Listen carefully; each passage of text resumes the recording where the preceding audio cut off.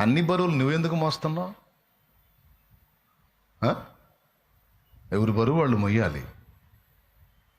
పెద్ద పొగిడితే చాలు మునగ చెట్టు ఎక్కిపోయి అన్ని ఎత్తికేసుకొని గందరగోళం అయిపోయి నువ్వేడిచి పక్కన వాళ్ళు ఏడిపి చెవుడికి మనశ్శాంతి లేకుండా చేస్తారు ఒక్కొక్కళ్ళు. దేవునికి స్తోత్రం కలుగును గాక. ఏమనుకోవద్దు, ఉన్న సంగతులు చెప్తున్నాను నేను అసలు పరిచర్య ఆరంభం నుంచి అట్ట చేయలే. ఖచ్చితంగా ఆ 100 మందిలోనే పరిచారకులు ఎవరి పని వాళ్ళు చేయాలి.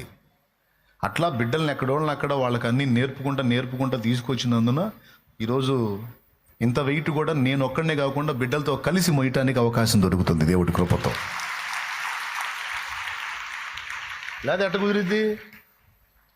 కానీ కొంతమందికి భయపడితే ఎట్లా? తల్లిదండ్రి బిడ్డల్ని ప్రోత్సహించాలా. వీళ్ళే పక్క నుండి వాళ్ళు పడతా ఉన్నాడు అనుకో, వాళ్ళు లేకపోయినప్పుడు పడతా ఉన్నాడు అనుకో, వాళ్ళు ఎగుతాడా? సచ్చిన లేవాడు వాడికి ఎప్పుడున్నా చూడు,